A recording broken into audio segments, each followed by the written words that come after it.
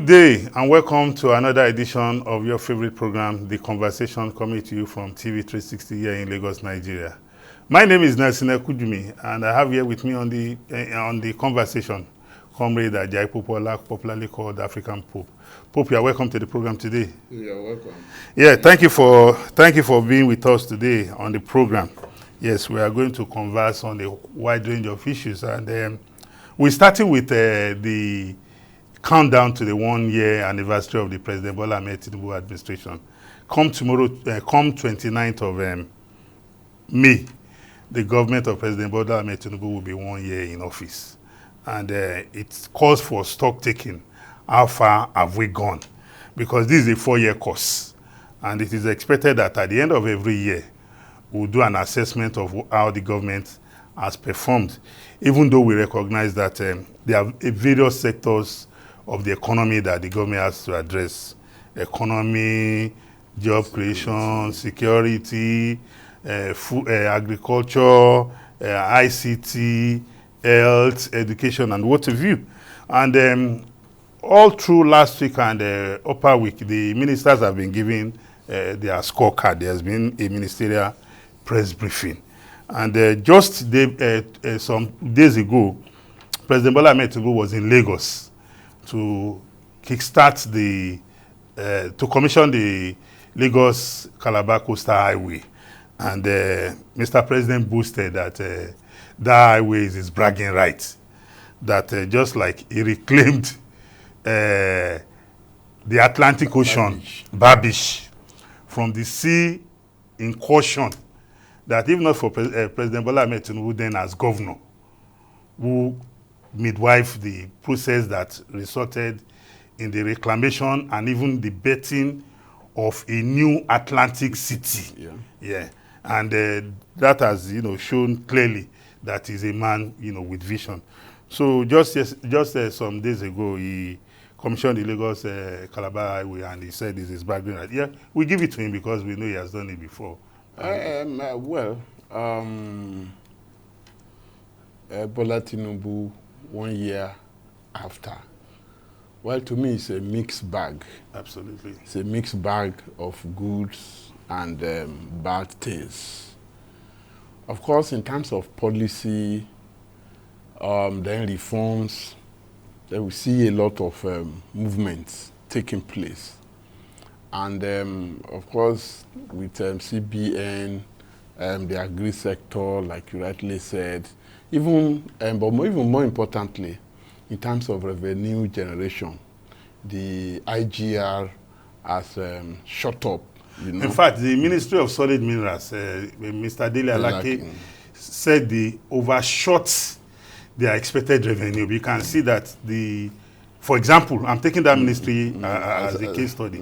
That ministry has performed absolutely well beyond how it has ever performed in the history of governance in this country. We are seeing that the solid minerals ministry, the solid minerals sector can be a huge revenue earner for the country. Of course, even today, the other day, the head of service, that woman, yes, the head of service, was saying that the tax revenue is the biggest, the largest, revenue source for the country now. So unlike crude oil, unlike before when we solely relied on crude oil revenue. Yeah. So, and of course, all these resources being put together, we say, okay, kudos to them. And that is good news. Talking about infrastructure, development, and whatever they will go to embark on thereafter, it all depends on availability of funds.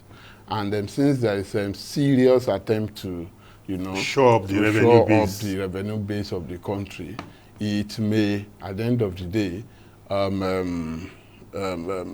have positive impact on the country as a whole. But Pope, you and I know very well, like we always see, yes, this is an administration that is being led by an accountant. And if there's anything accountants are known for, is for shrewdness in the management of resources? And it depends. It depends. Okay. And it depends on the way you look at it. Yeah. Because we are talking about corruption in Nigeria. Yes. You have 3 professions to deal with. Okay. Accountant first, then the lawyers and judiciary.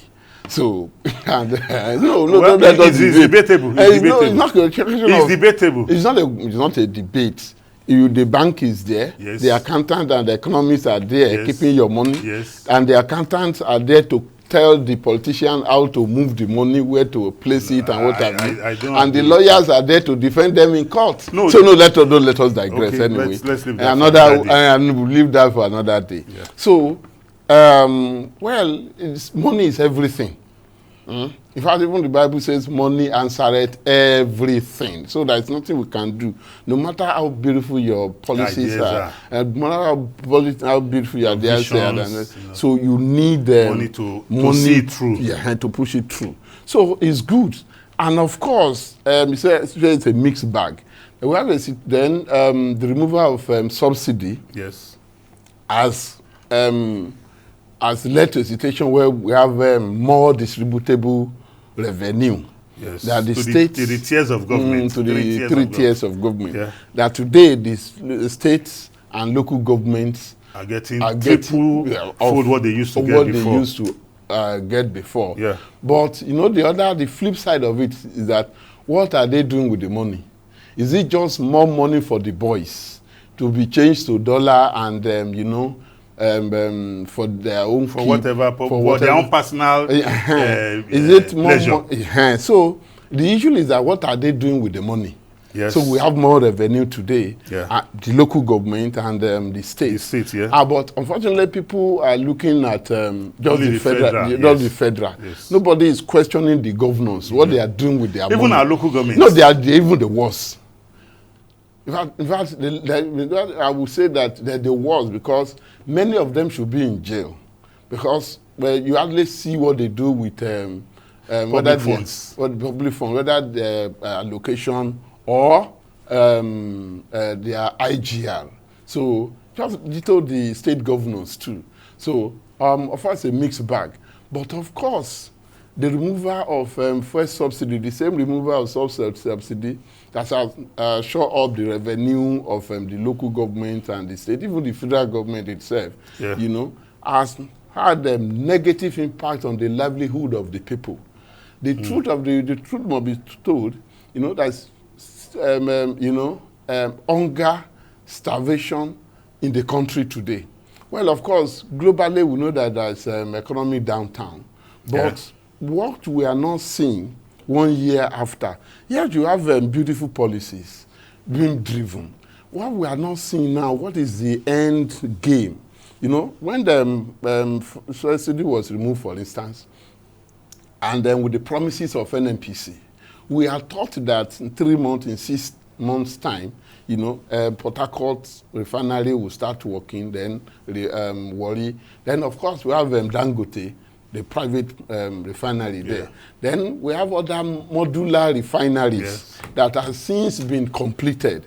So we are taught that, okay, with the removal of the fuel subsidy, there will be an intentional attempt to start local production of the refined petroleum product, which will naturally affect the cost of the product. Yeah. And of course, and the final analysis affects the cost of living. Okay. Because everything has to do with transportation, moving power.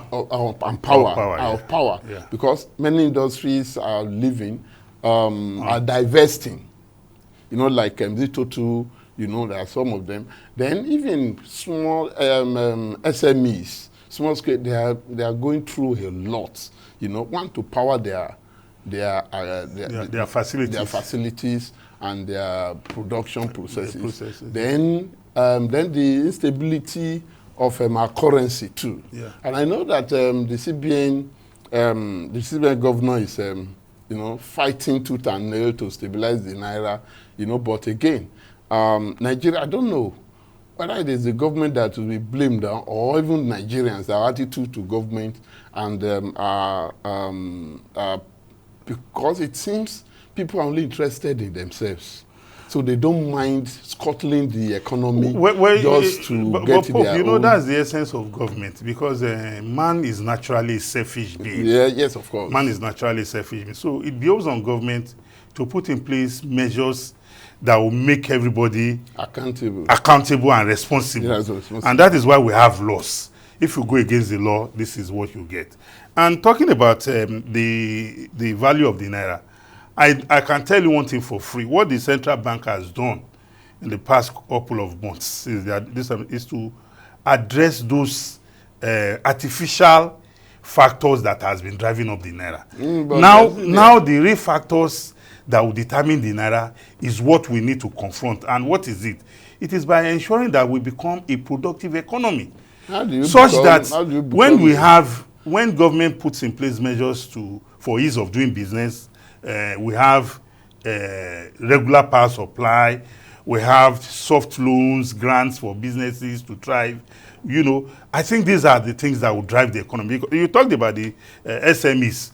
I totally agree with you that a lot of SMEs are going through, because the SMEs are the driving force of any economy in the world. Yes. Because they employ the largest number cumulatively. Yes. Even the 50, the greatest 100, contributor yes. to our GDP. So I think we will continue to talk about it. Even like in Lagos, for instance, yes. I expected the state governor, for instance, to put more money in the agencies like Lagos State Employment Trust Fund, okay. To continue to live up to their expectation by lending to the SMEs that we are talking about, then empower WAPA again, that's Minister of Women Affairs and Poverty Alleviation, yes. to continue their intervention. Okay. Then ditto in our Greek sector.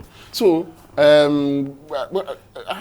are not seeing the hope. Much of that. Of course, the hope renewed, I've been renewing hope. Yeah. And the only thing that sustains man is hope. Absolutely. That it will go better, it will get better. So, but we sincerely urge Mr. President, to concentrate on measures that will alleviate the suffering of Nigerian masses.